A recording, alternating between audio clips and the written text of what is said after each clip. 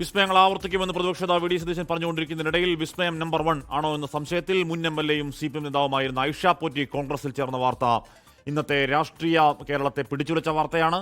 തിരുവനന്തപുരത്ത് കോൺഗ്രസിന് രാപ്പകൽ സമരവേദിയിലെത്തിയാണ് ഐഷ പോറ്റി പാർട്ടി അംഗത്വം സ്വീകരിച്ചത്. അധികാരമോഹിയല്ലെന്നും എളിയ പ്രവർത്തകയായി കോൺഗ്രസിനൊപ്പം ഉണ്ടാകുമെന്നും ഐഷ പോറ്റി 24 പറഞ്ഞു. കൊട്ടാരക്കര മണ്ഡലത്തിൽ ഐഷ പോറ്റി UDF സ്ഥാനാർത്ഥിയായേക്കും.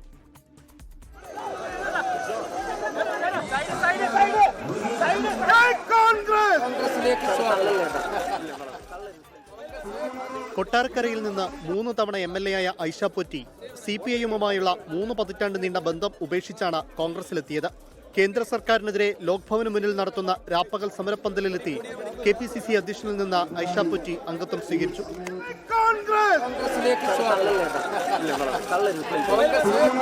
തെരഞ്ഞെടുപ്പിന് മുൻപായി UDFന്റെ മക്കളേക്ക് LDFിലുള്ള കക്ഷികളും NDAയിലുള്ള കക്ഷികളും അല്ലാതെയുള്ള നിഷ്പക്ഷരായിട്ടുള്ള ആളുകളും UDFന്റെ പ്ലാറ്റ്ഫോമിലേക്ക് വരും. കേരള ജനത ഞങ്ങളെല്ലാം പറയുന്നത് പോലെ ഒരു വലിയ മാറ്റത്തിന് വേണ്ടി ആഗ്രഹിക്കുകയാണ്. ഇനിയുള്ള ഓരോ ദിവസങ്ങളിലും ആ സൂചനകളുണ്ടാവും. ആ സൂചനകളുടെ പ്രതിഫലനമാണ് ഇന്നത്തെ മാറ്റവും. പ്രതിപക്ഷ നേതാവുമായി നടത്തിയ ചർച്ചയ്ക്ക് ശേഷമായിരുന്നു ഐഷ പോറ്റിയുടെ കോൺഗ്രസ് പ്രവേശം.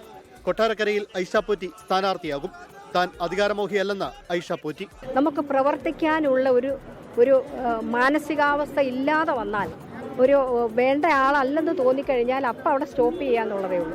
ഐഷ പോറ്റിക്കെതിരെ രൂക്ഷ വിമർശനവുമായി CPIM രംഗത്തെത്തി. സ്ഥാനമാനങ്ങൾക്കുള്ള ഒരു ആർത്തി എന്നത് പറയുന്നത് ഒരു മനുഷ്യനെ എങ്ങനെ വഷളാക്കും എന്നതിന്റെ ഉദാഹരണമാണ് ഐഷ പോറ്റി. വർഗവഞ്ചന എന്ന് ഐഷ പോറ്റി തന്നെ പറയുന്നുണ്ട്.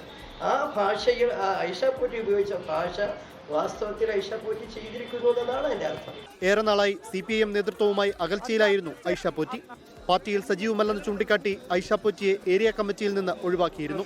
മുൻ മുഖ്യമന്ത്രി ഉമ്മൻചാണ്ടിയുടെ അനുസ്മരണ സമ്മേളനത്തിൽ ഐഷ പോറ്റി പങ്കെടുത്തതും ചർച്ചയായിരുന്നു. 24 തിരുവനന്തപുരം.